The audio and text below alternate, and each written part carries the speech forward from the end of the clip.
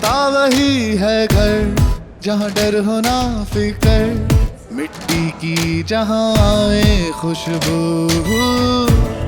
जहाँ ख्वाब हो फलक पर और सांसों में सबर, जहाँ खुद से हो तू रूबरू। जो देखे कभी सोचे तो जान ले, है कितना खुश किस्मत तू। Let's celebrate the joy of life. Oh, we're born from the land. Oh, you and I and all of life. Oh, we're born from the land. Yeah. Let's celebrate the joy of life. Oh, we're born from the land. And all of life, oh, we're born from the land. Yeah. बंदे जरा तू रुक, मिलता यहीं सब कुछ है पेड़ों की छाँव में हर सुख। सारी अपनी जमीन कभी होगी ना कमी, सबको करती मोहब्बत धरती। जो देखे कभी सोचे तो जान ले। Today is a great day for me. Recently, I became part of an organization which celebrates life, literature, and culture. It is my first trip to Kolkata as an SAS woman. It's amazing to be in the cherished presence of shining luminaries and respectable guests of Kolkata. As a reader and a self-proclaimed book lover, I feel honored and privileged to be a part of a literary celebration called Kitaab, organized by the Prabha Khaitan Foundation in association with the Ladies Study Group and the SAS Women of Kolkata. Today I am feeling happy and I'm also feeling very, very empowered. Indeed, it is an honor to be an integral part of the book unveiling event of Dr. Shashi Tharoor, whose political mind amazes and whose power of pen inspires and educates us all. A literary gathering of this kind gives us many reasons to feel happy and to celebrate. I, Emilia Laremdiki Sailo, SAS Woman of Aizawl, welcome you all to a celebration called Kitaab in the presence of our guest of honor, Mr. Gautam Ghosh. With wisdom, wonderful ideas and words are the hallmarks of a man who commands a colossal presence in the world of politics and literature. His latest book, The Less You Preach, The More You Learn, Aphorisms for Our Age, proves his mastery once again and adding another gem in the treasure trove of literature. This November afternoon, ITC Royal Bengal is glowing with excitement to launch yet another fascinating book penned by a man who straddles multidimensional world of experience as an author, orator, and as a politician. Allow me to say a few words about the Prabha Khaitan Foundation and its prized initiative, Kitaab. Prabha Khaitan Foundation is a Kolkata-based non-profit trust founded by an eminent Indian literature entrepreneur, philanthropist, social activist, and feminist, the late Dr. Prabha Khaitan, back in the 1980s. The essence of the foundation is the soulful amalgamation of the multicultural diversities of India. The philosophy of unity in diversity has been inspiring Prabha Khaitan Foundation to create boutique initiatives, events, and festivals that showcase the priceless literary and cultural assets of India for the past 4 decades. The foundation connects thinkers, writers, poets, artists, intellectuals, and cultural enthusiasts through its wide spectrum of praiseworthy cultural initiatives. Kitaab is a name to celebrate a new book on the shelf. As a stellar initiative of the Prabha Khaitan Foundation, Kitaab celebrates the birth of a new book with tastefully curated book launches in major cities of India, like today. This initiative gives veteran and debutant authors the best ever platform to showcase his or her latest literary works to a discerning audience and media. The author get to share their stories, their inspirations, snippets, and ideas related to their book launch in the session. Before we move on to the highly anticipated session with Dr. Shashi Tharoor, may I kindly request Ms. Abhilasha Sethia, founder of the LSG Book Club, to come on stage and deliver the formal welcome note.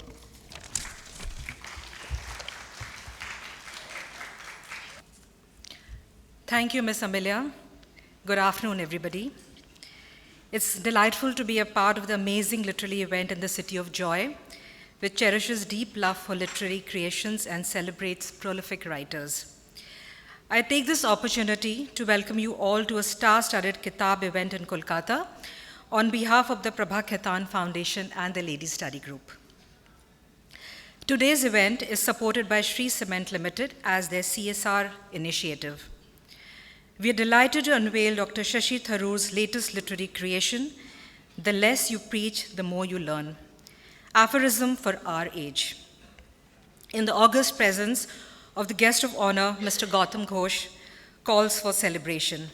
Today in conversation with Dr. Tharoor, we have Ms. Poonam Kaur. Dr. Tharoor's latest book of aphorism is a thought-provoking book. It is a compendium of succinct and perceptive insights that offers priceless pearls of wisdom for modern life. The book follows the aphoristic tradition, presenting significant truths in a condensed, understandable manner. On behalf of the Ladies Study Group, I express our immense pleasure to collaborate with Prabha Khaitan Foundation and launch Dr. Tharoor's latest book on the block. May I now kindly request Mr. Gautam Ghosh, Dr. Shashi Tharoor, and Ms. Poonam Kaur to come up on the stage and take their seats, please.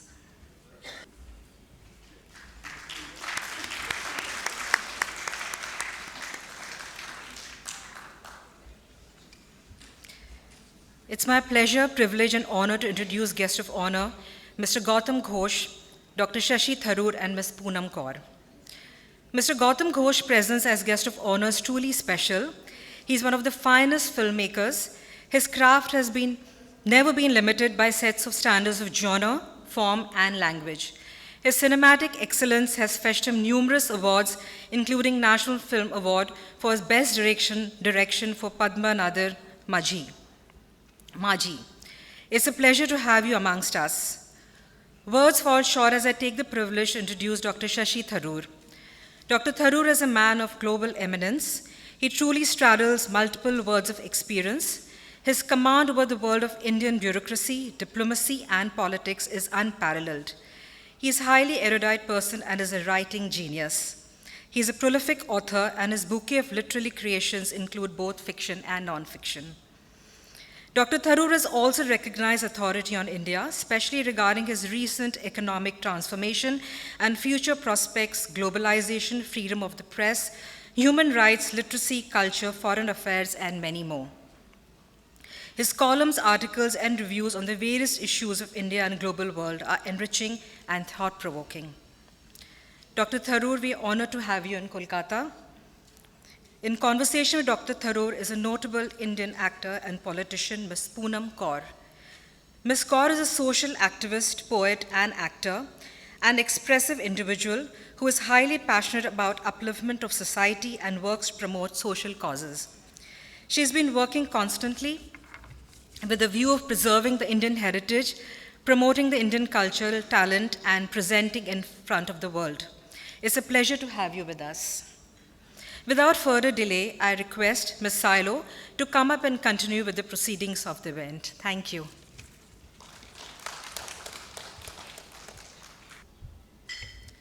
Thank you, Ms. Abhilasha Sethia. May I now request Ms. Manisha Jain to come up on the stage and facilitate Mr. Gautam Ghosh, Dr. Shashi Tharoor, and Ms. Poonam Kaur with an Ajarak Dupatta. Ajarak is a fascinating handloom product inspired by the Mughal era and its architectural elements. A strong sense of repeated geometrical patterns define Ajarak art form. It is symbolic of Sindhi culture and traditions. It is a unique form of block printing practiced by artisans of the Kutch region.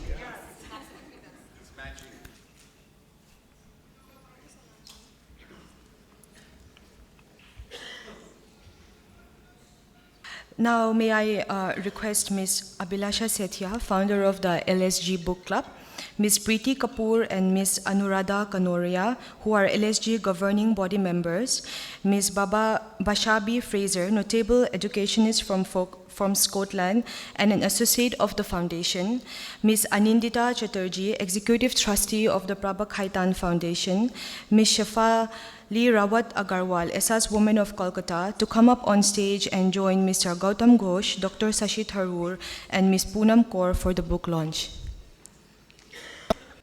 Okay, and now I also invite Ms. Sangeeta Datta, SS Woman of London.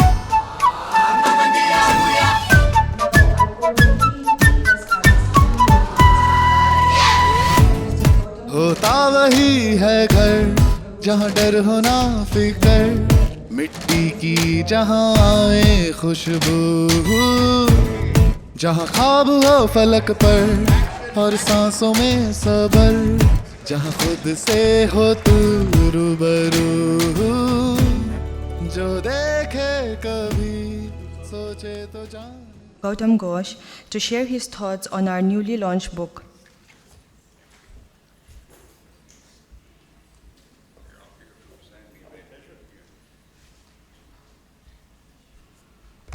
Good afternoon, ladies and gentlemen. It's indeed a great pleasure for me to attend this book launch ceremony by Shashi Tharoor and Joseph Zacharias, a latest book, of course.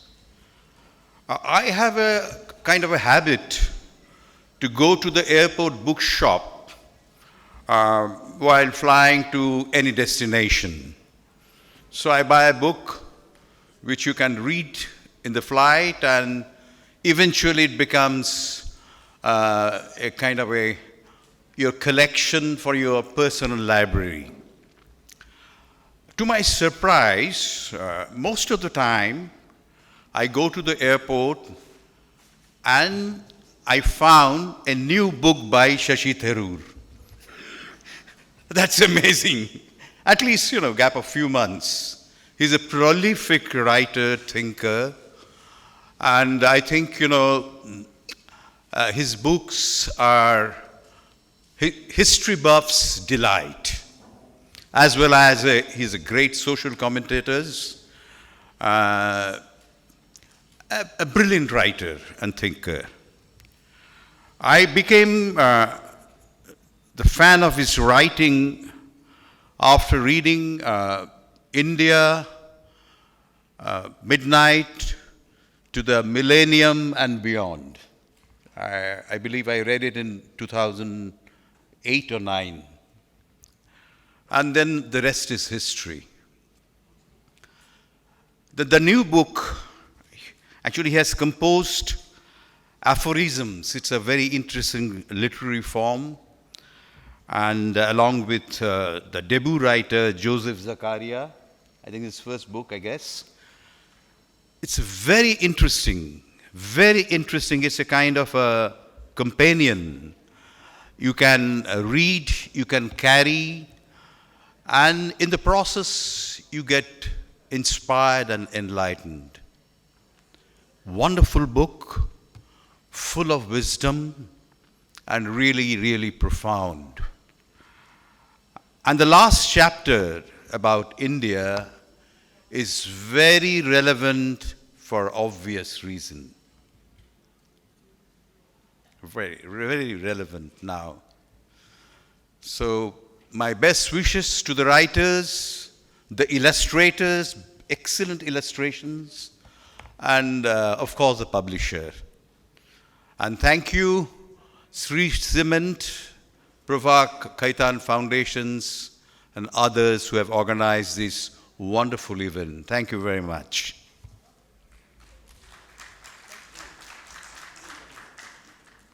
Thank you, Mr. Gautam Ghosh, for your kind words. Now it's time to move to the most awaited part of the session. I now request Ms. Poonam Kaur to take the stage and initiate the conversation with Dr. Tharoor. Namaskar, Kolkata. And it's after 8 years that I'm coming to Calcutta. At shot for a film here named Shauryam with Prabhudeva. And whenever we come to Kolkata, it's all about Ma Durga. So all the women out here who are so beautifully dressed. You know, in South India, where I belong, you know, women are very traditional. When you go to North, they're kind of warriors. And when you come to Kolkata, you see Navdurgas, the intellectuals, the beautiful, and the complete self of what a woman is. So I'm really, really glad that Ehsas women, you know, it's just so beautiful to just listen to this, Ehsas and women together. I'm glad, ma'am, thank you for calling me here. It was almost 1 year back where I requested sir that I want to attend one of the Jaipur film festivals, and I was like, you know, I really was inspired by his story where I was going through an autoimmune disorder and I had to stop all my work. And then sir told me that when he had asthma, that's when he started reading. And that's how it became a habit. So instead of getting depressed, I started reading, I started learning, I started working for weavers. And I think I have a rebirth. So the credit goes to you for inspiring me. And thank you for giving me an opportunity and to talk to an intellectual like you, for a Sardarni like me, and a filmy personality. I'm quite nervous, but I hope all the women out here, I think he's the Shah Rukh Khan of politics, right? I mean, looking at the women out here, I was like, everybody, you charm every person, and you give competition to I don't know who all. So, men, stop the jealousy. Let's start the conversation. Well, simple sentences have a great meaning and a greater impact. I saw that you've dedicated this book to all your 3 grandchildren. I want to know, are these your personal experiences or observations? And with the quotes which I have marked, I want to know what your experience and who that was who made you think the way you did. That may not be the wisest answers to give. But a little bit of it. I think one of Kofi Annan's aphorisms that I didn't include in the book is, there are no stupid questions, there are only stupid answers. And politicians, unfortunately, have not always learned the art of declining to answer a question that might get them into trouble when they answer, whatever their answer might be. So I'm going to try and do a little better than many. But on the first thing, yeah, I mean, I dedicated it to my grandchildren, the hope that one day this might actually mean something to them. Who knows whether it will or not. They're all too young to read any of these anyway, but when the time comes, we'll see. For myself, yes, they do represent observations of life, and from what I've lived, what I've learned, what I've experienced, and in some cases, what I've seen others going through. So it's a question of, I mean, the aphorisms themselves represent, as you know, a short, simple statement which actually attempts to express in a pithy and sometimes witty way a profound truth or a serious observation about life, about the world, about people, and so on. And I got into this almost by accident because my publisher, David Davida, wanted me to do a book of aphorisms because he said a lot of my existing writing is full of these kinds of observations, and why not put them, why not come up with aphorisms in a book? And I wasn't terribly keen on sitting down and writing aphorisms until suddenly, out of the blue, this friend of mine, Joseph Zacharias, who had worked for me in my MP office in Thiruvananthapuram, and we'd parted as friends, but we kept in touch. He decided to write a book of aphorisms himself, and he sent it to me asking whether I could find a publisher. So I happily sent it off to David Davida, and I said, look, here it is. You wanted me to do it, but somebody else has done it. He promptly read it, and then he said, look, half these I don't mind, the other half I can't publish. So he said, here's the deal, why don't you do the other half? And then we'll have a complete book, and you'll only have to write half a book. So again, that was a little tempting, and also I said, first of all, it's Joseph's right whether he wants to withdraw his book from you and offer it to some other publisher the way it was, but he instead leapt at it and said, no, let's do this, please do it with me. So I sat down over time and came up with some of my own thoughts and observations, some of which, but very few, are from my books and speeches already, especially the ones that Gautam referred to about India, most of which have already been expressed in my writings and speeches. But also a lot of observations I'd never put down in writing before from life and experiences and all that. And then some of Joseph's, which David felt didn't work very well, I thought were salvageable, and so I rewrote them in a way that was perhaps more suitable. And the result is that we have this book, which is a joint effort in an unusual way, that it wasn't two people sitting down and thinking together. It was two people writing separately, thinking separately, and then it came together in this way.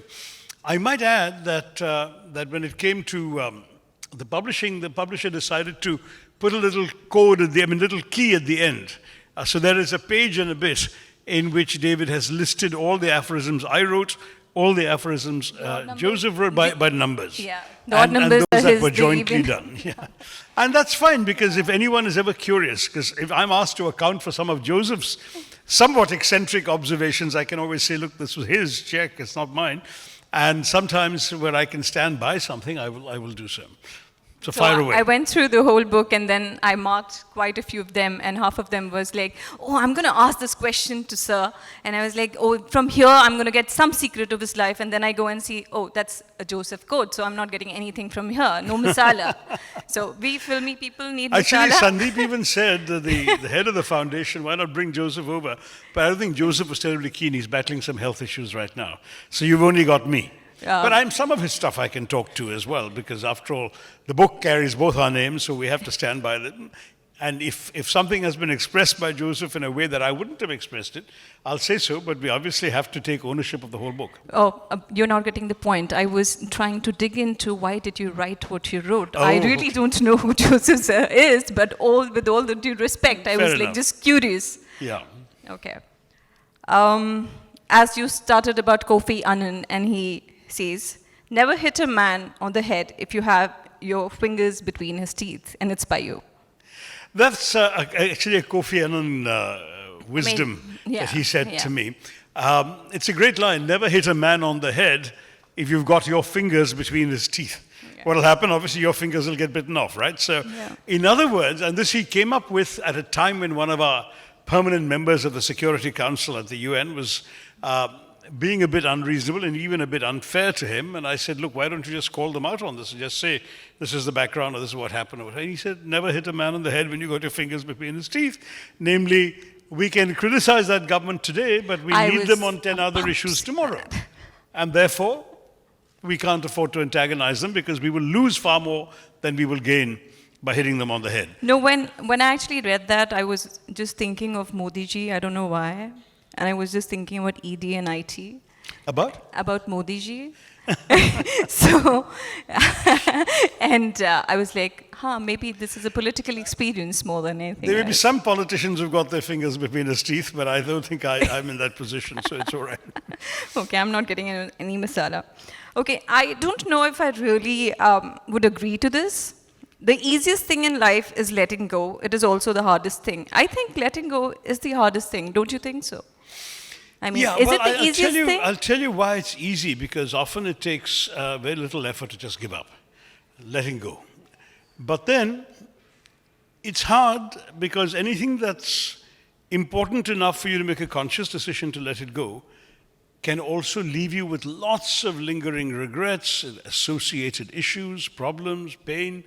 And so letting go is also a very difficult thing, whether it's a job that you are attached to, whether it's a relationship you're in, whether it's almost anything.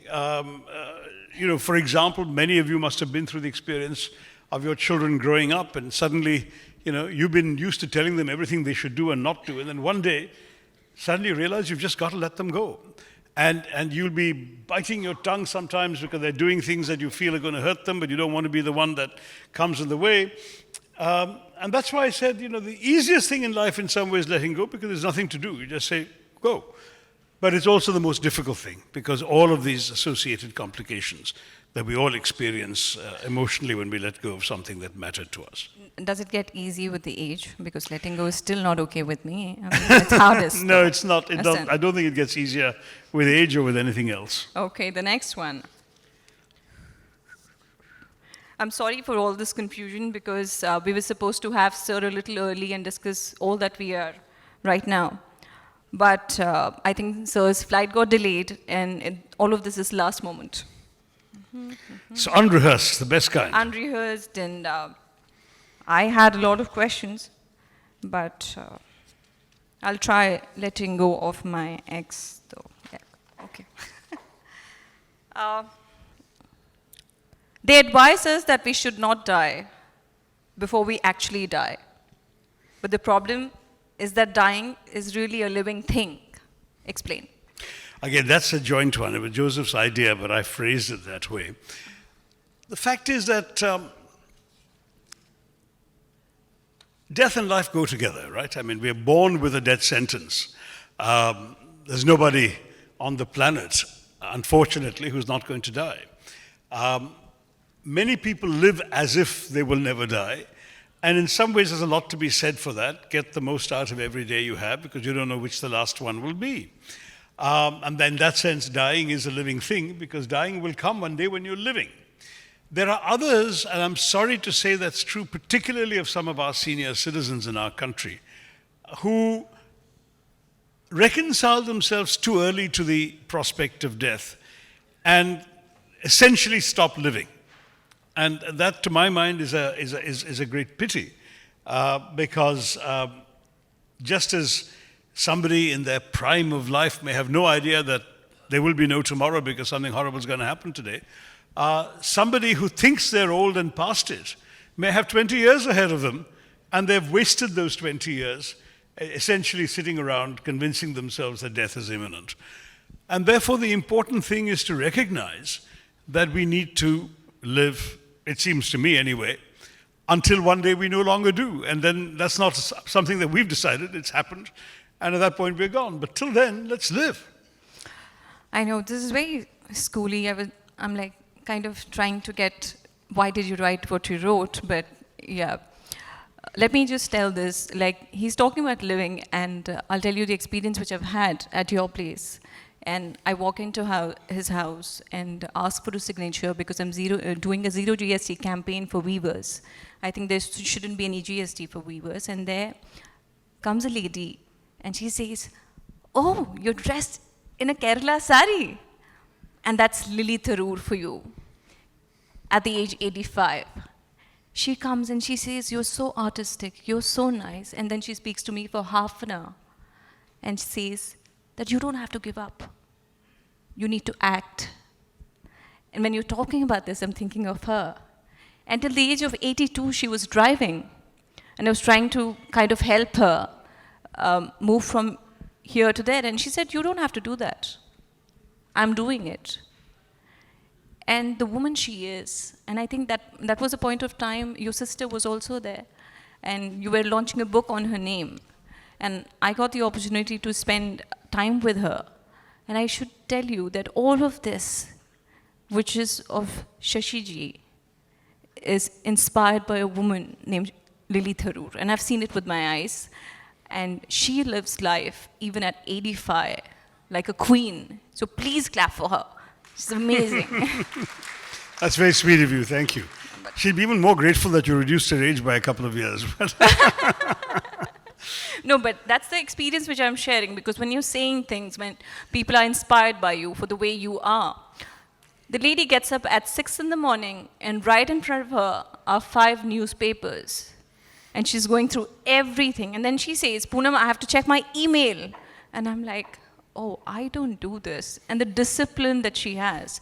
And I think when the doctors tell her that you take rest, and she's like, "No, let's play words." And she would literally fight for marks.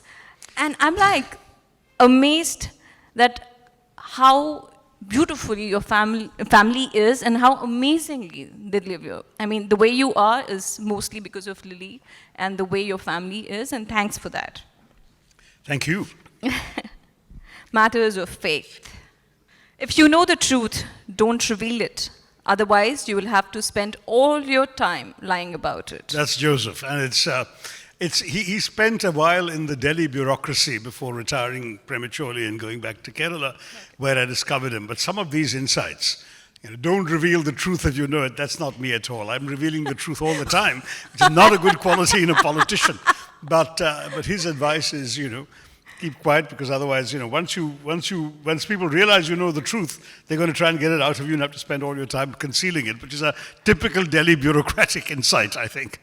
Not mine. I think it's completely different and opposite to you, because whenever you speak the truth, they say that it's a lie. And Dr. Tharoor is a man who would never lie. He would just talk on your face and get all the criticism that he does. And I have seen it, and I have seen him just telling him straight on the face, no, you're not fit for this. And I've seen him encouraging students to go ahead and say, yes, I think you have the talent for this. And we don't get honest politicians, and how do you manage that? Like, so much of honesty in your game, like how?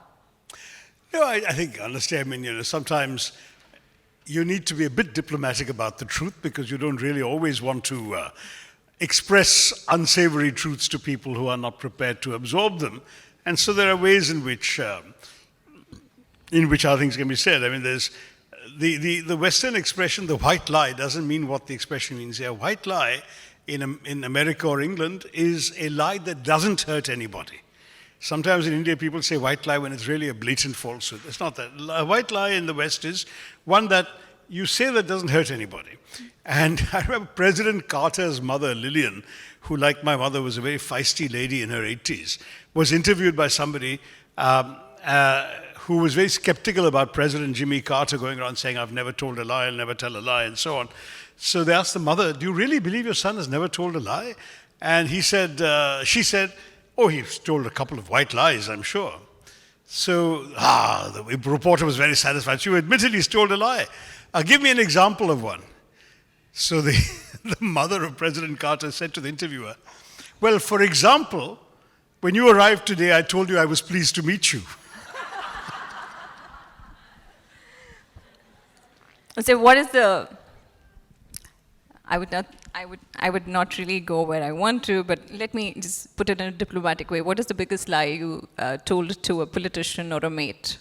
To a politician or your, Oh my gosh, no, I think with I think you're the only one who can get away with paradoxical prime minister and just be there at the Bhavan without any raids. With politicians in India, it's much better to tell the truth all the time. A, they won't believe it anyway.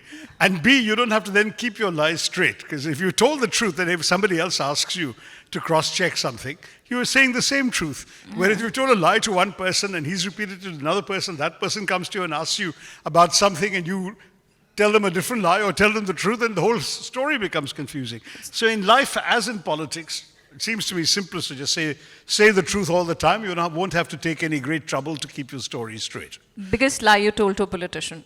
I haven't. You haven't? Huh. You want... Stop that line of questioning, didn't it? I was like, yes, I am not getting there. Kabhi answer nahi aayega. Okay, I think we should have an exercise about this one. List the things that irritate you about others, then strike out all the items you can recognize in yourself. That is a Joseph one, at least originally, and I think it's a very good insight. Because when people get irritated about other people, they're very reluctant to look in the mirror and see for themselves that they're sometimes guilty of the same failings that irritate them in other people. So what this aphorism says essentially is, you are irritated by Mr. or Miss X. Write down what irritates you and then ask yourself honestly, do you do the same thing? And once you've cut them out, then you'll know what's left, if any, that you can truly be irritated about. It's not a bad word for living. We tend, that you all know the old expression about when you point one finger at somebody, three fingers are pointing back at yourself. And that's something that's very true for all of us. We are quick to spot faults in others, slow to recognize them in ourselves. These are certainly life lessons for all of us, and I'm still not getting into masala, so I'm going ahead with another one. Is this about you? I just want to know, because the single most important quality in any human being, whether a political leader, a cricket captain, or a spouse, is temperament, charisma, intellect, and eloquence. How do I pronounce Eloquence. that? Eloquence are no guarantee of success. A calm temperament can be trusted not to let you down. Because I've known that you've had situations where you would have got angry and, you know, it was difficult, but none of us saw you getting angry or getting angry with anybody who's hurt you, who's been unfair to you. So did this come out from In that politics, experience? I've had more than my fair share of, Yeah. I think, unfair and unjustified Yeah. attacks. But yeah, I think a calm temperament is hugely important for all sorts of reasons. For your own self-preservation, but also, frankly, to deal with any situation. Losing your cool never helps.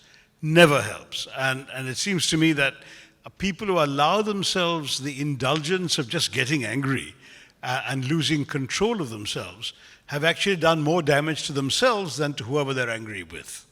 I think in many ways, and I've seen this in relationships, whether it's a man-woman relationship, whether it's the qualities of a political leader or a manager in an organization or an office, if somebody is calm, somebody doesn't let either pressure or pleasure turn their head too easily, then it's very, very pleasurable to work with that person, because you know if things go wrong, they're level-headed. If things go right, they don't get carried away.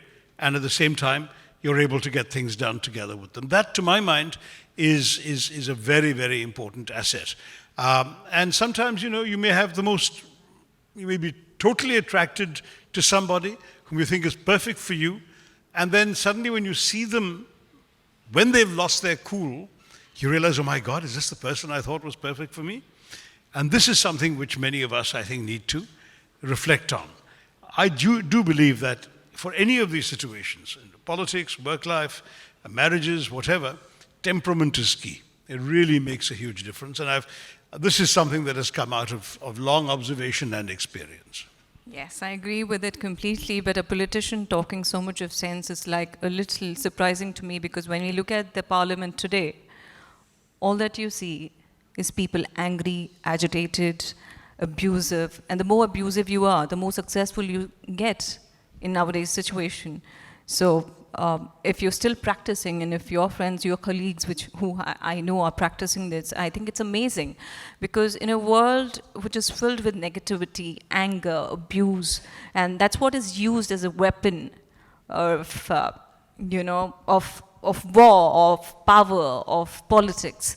And we still have people like you and many others who are talking about peace, and I think that comes out of the experience from United Nations, and thank you for being you. And let me say, there's actually another one in the book, which is from Kofi Annan again, my old boss at the United Nations, which in a sense speaks to something of the same thing, but in a very different way. One of his Ghanaian aphorisms, like the one we've already discussed earlier, was, "When the sharks bite you, do not bleed." I remember him telling me this when he was himself the victim of some very, very serious accusations when he was Secretary General of the UN. And he was staying calm. You could see the pain and the tension, but he was staying calm throughout it all. And I said, "But what does that mean? When the sharks bite you, of course you'll bleed." And he said, "One day you'll understand." And I sort of filed that away at the back of my head, and I understood finally when I became the victim of unjustified, unfair, and truly cruel attacks. And it struck me that the wisdom of what Kofi was telling me was, bleeding in the metaphorical sense was suffering openly or overreacting to what others were doing to you. And you're giving them the satisfaction, you're giving the sharks the satisfaction of having made you bleed. But if you essentially stay calm and focus on what you want to do, and you carry on doing it regardless, the sharks are puzzled. They've bitten you and you haven't bled. And they perhaps lose their enthusiasm to keep biting you. And I must say, in my case, that worked. I just absolutely refused to allow others to define who I was. I just carried on doing my own thing, and eventually, when the truth came out, I had not wasted my life in either anger or self-pity or recrimination.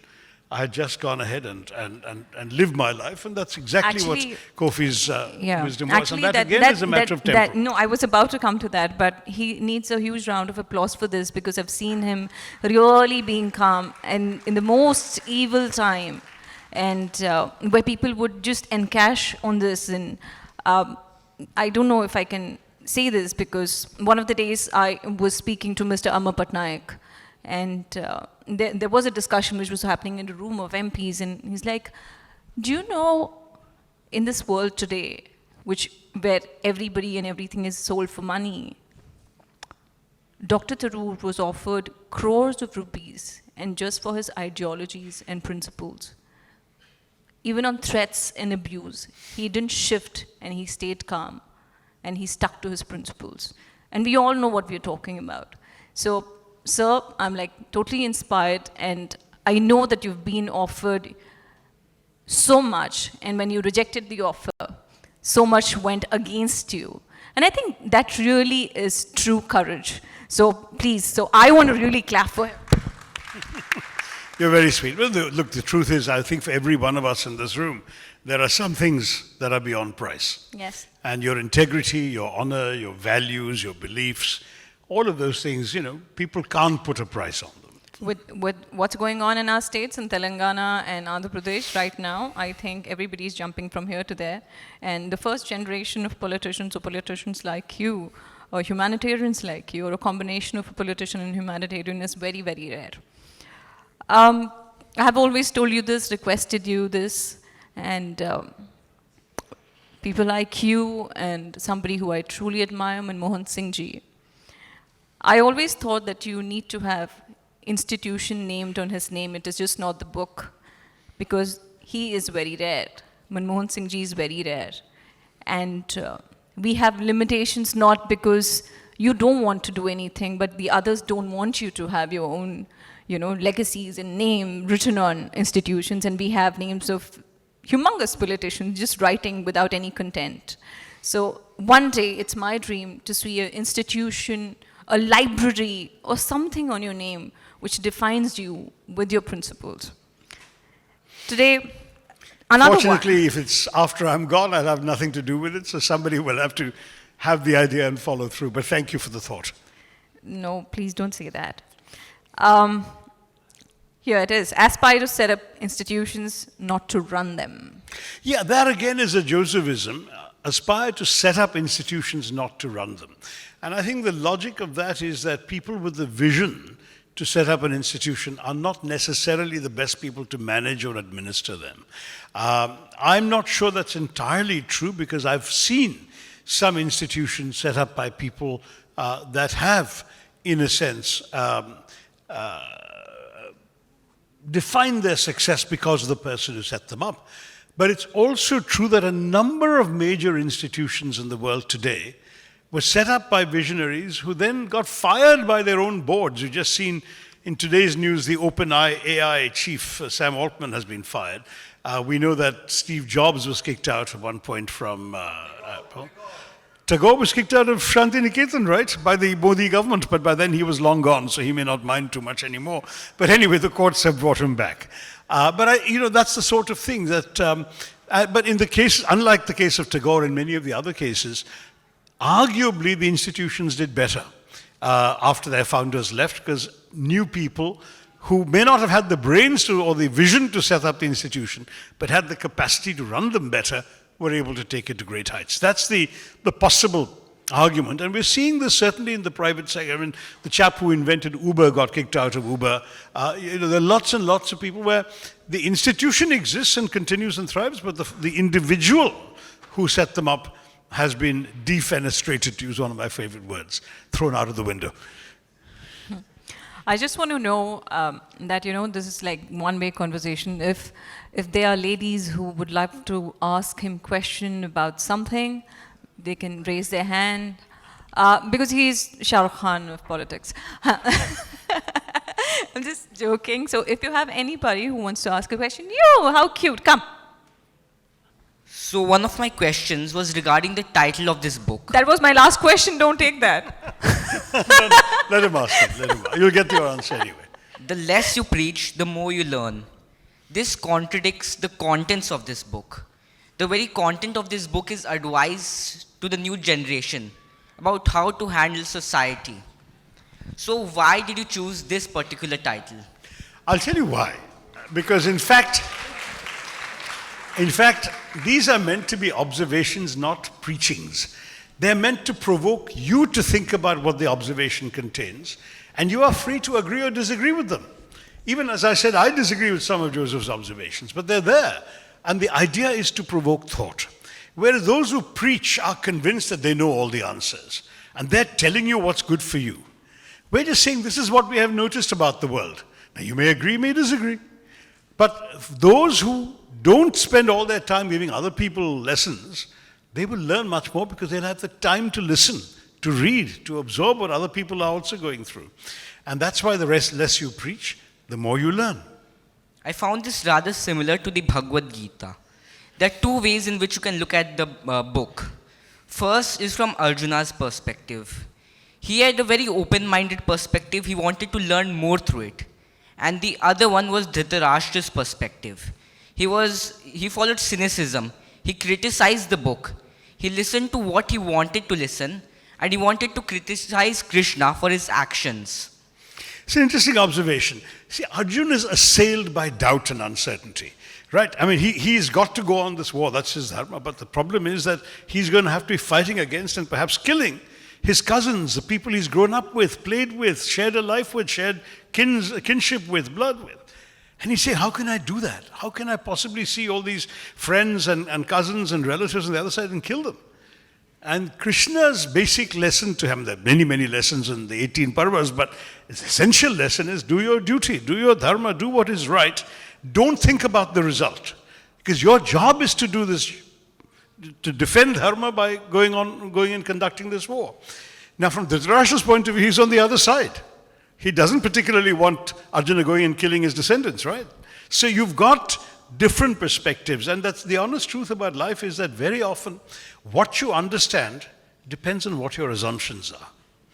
And I can, tell you that in many, many cases, the same set of facts, the same information can be approached by two different people with different background, different interests, different assumptions, and they'll hear different things.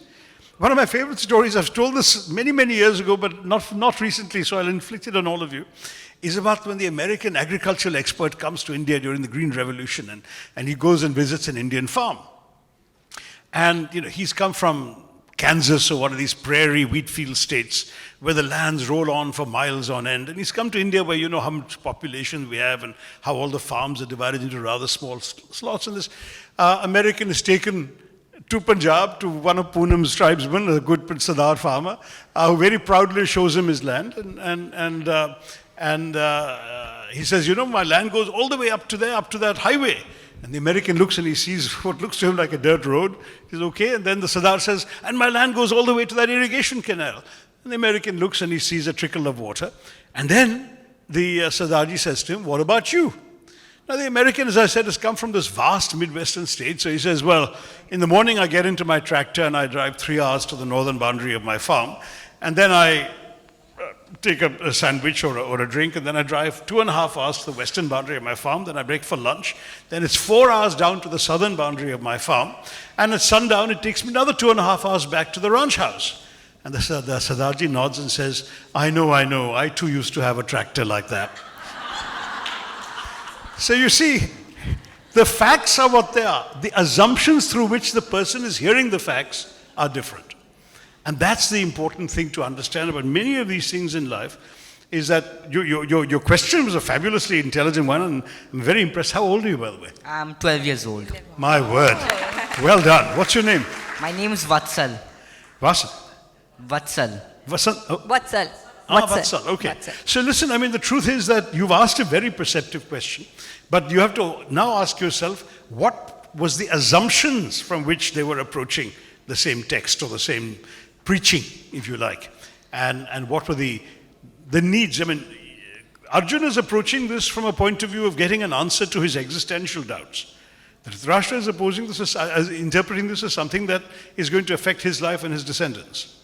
Totally different perspectives, different assumptions. Thank you so much.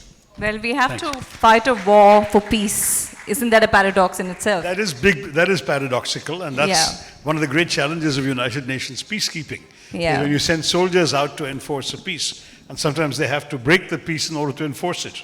So that's what your title is all about, and thank you for taking away my questions so in such a beautiful way. Thanks. I'm allowed to ask last two questions, and one you have already answered because Kofi Annan is your favorite. The other one is taken away by this beautiful, amazing kid. Thanks. And many a failure is a result of aiming too hard for success. Give me an example. This one. Is this Aiming yours? too hard for success, yeah.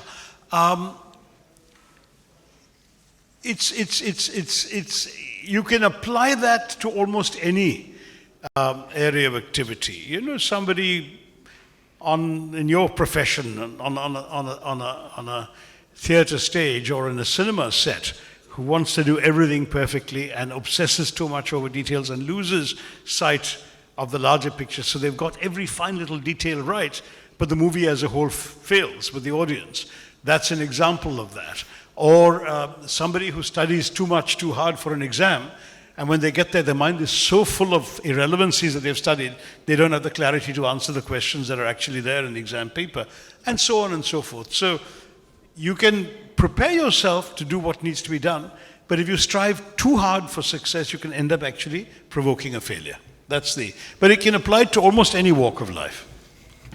Okay, the last one. Adversity, welcome it as a free checkup. When did you have yours? I'm sorry, the acoustics are taking your sound to the audience and not to me. Welcome it as a free checkup. Yeah, that's right. Adversity is having tough times, right? And it's a free checkup of yourself. When you go through tough times, you see the best and the worst of what you are. And I think that's probably one of Joseph's. It's not the way I would have expressed it myself, but I think it's a very, very powerful insight. Because again, many of us, maybe not many of us, but maybe I would say many of us do tend to coast through life, taking things for granted, assuming that we are fine the way we are. And when a crisis really hits us, something totally blindsides us, unexpected, something we're not prepared for, how do we handle it? How do we react? And if we actually handle it well, it's a checkup that says you're actually in great shape, buddy, and you find that out for yourself. If you don't handle it well, it points to some particular failings in yourself that you need to correct in your own interest, because adversity can hit anybody, anytime. And that's the important thing for us to go through. And again, I've seen this with so many people in so many ways, in so many different situations, individual, professional, political, whatever, that I think it's a good thing. Now, people shouldn't go around just lamenting their adversity, saying how miserable I am, I had this happened, that happened, this and this. Rather say, okay, I had a tough time, but it taught me a lot about myself. It taught me a lot about what I need to do, or what I can do, or what I have done. And that's the free checkup you get through adversity. The last question should go to audience again, sir. I know you have to ask. Shashi, the number 222. Okay. Question, who wrote the Constitution of India? Answer, it is there in the first 5 words of the preamble. Yeah. We the people of India. That's right. How you define in today's context? Yeah, please do.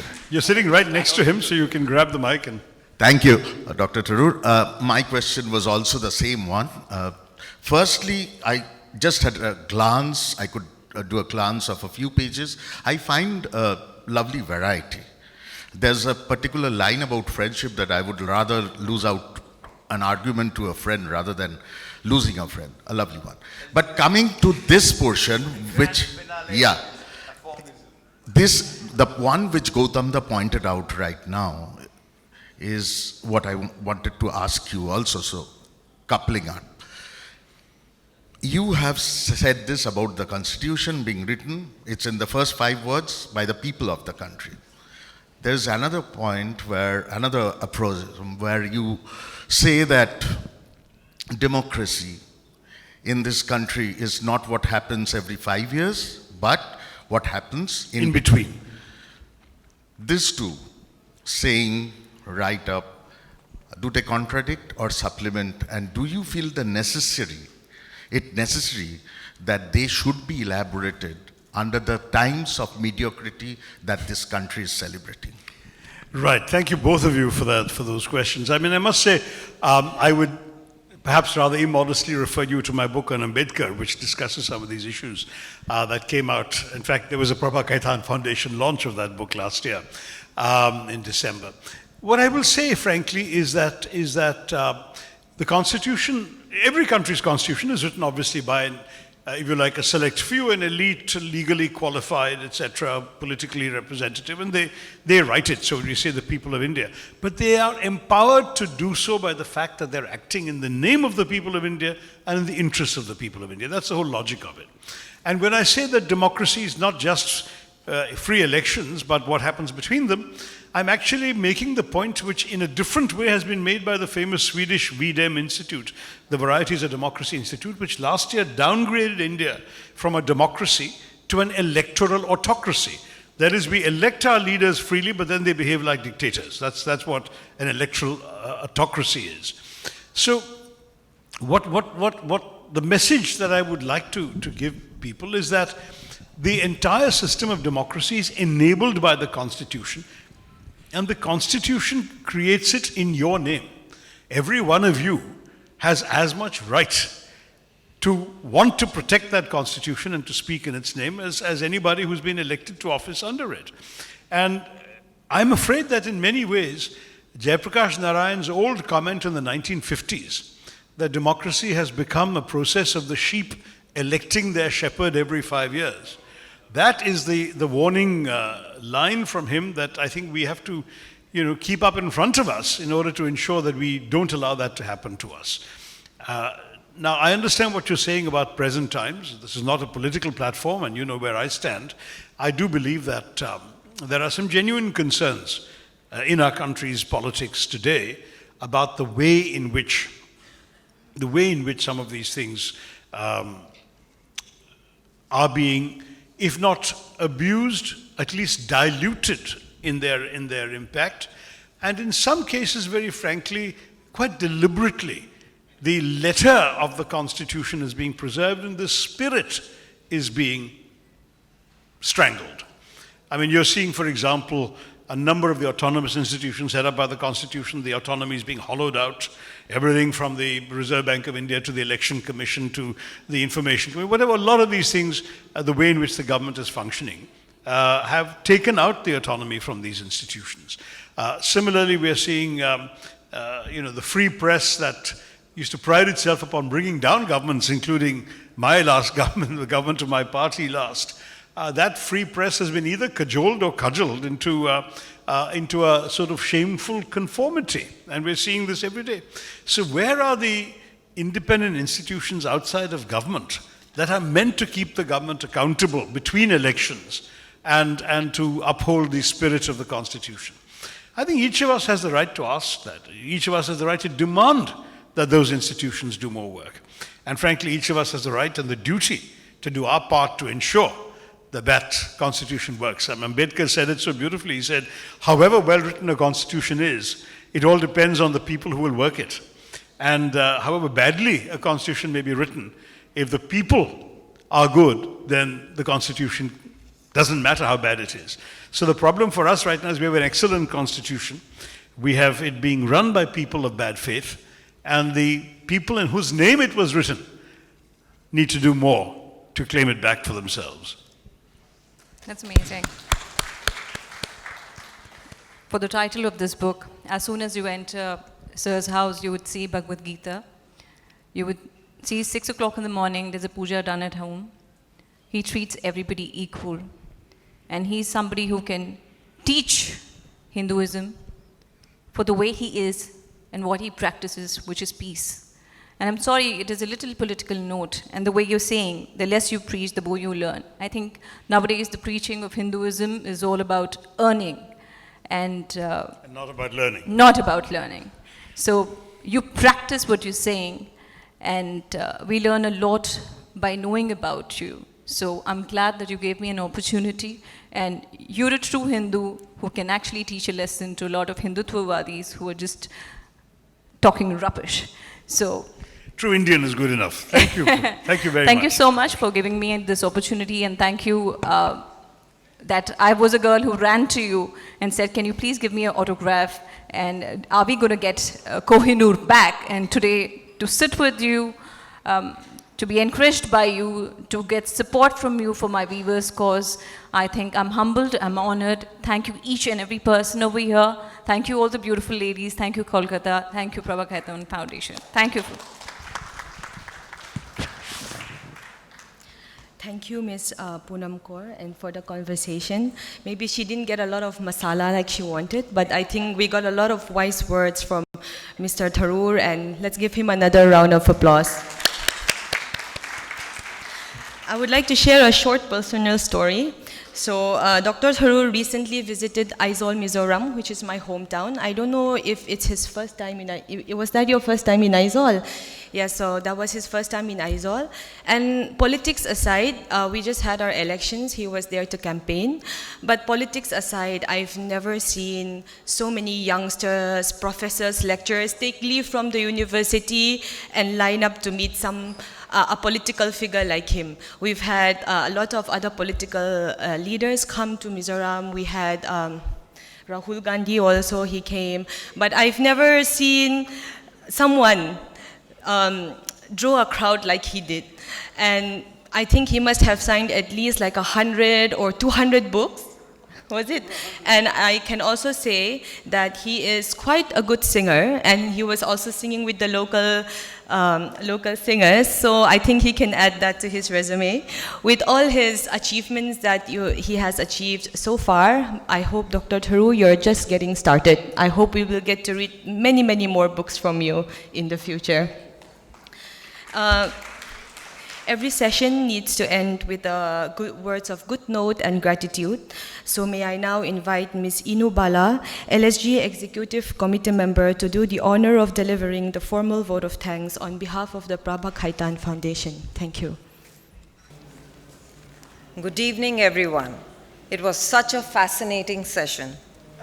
I extend my sincere appreciation on behalf of the Ladies Study Group and the Prabha Khaitan Foundation for your presence today. We are grateful for the presence of guest of honor, Indian film director and actor, Mr. Gautam Ghosh. I express my gratitude to Lok Sabha member and author, Dr. Shashi Tharoor, for his engaging conversation with Ms. Poonam Kaur on the profound themes within his book, The Less You Preach, the More You Learn. The book presents a formula for success in the form of aphorisms, concise, wise, and witty sayings, brimming with deep wisdom and insights. The Ladies Study Group is grateful to Prabha Khaitan Foundation for collaborating on this prestigious event with us. Among the Foundation's multifarious initiatives, Kitaab, which is a stellar book launch initiative, has carved a special place in the minds of literature lovers. I would like to thank our eminent patron, Shri Cement Limited, venue partner, ITC Royal Bengal, for their meticulous arrangements, and media for the invaluable coverage. Once again, thank you all for your presence, participation, and support in making this event truly exceptional. Thank you. May I request LSG Governing Body Committee members to come up on stage. We need a picture with Dr. Shashi Tharoor and Ms. Poonam Kaur. सोचता जरा उसे तरह हो दुनिया होवे जिस तरह दिल तेरा Let's celebrate the joy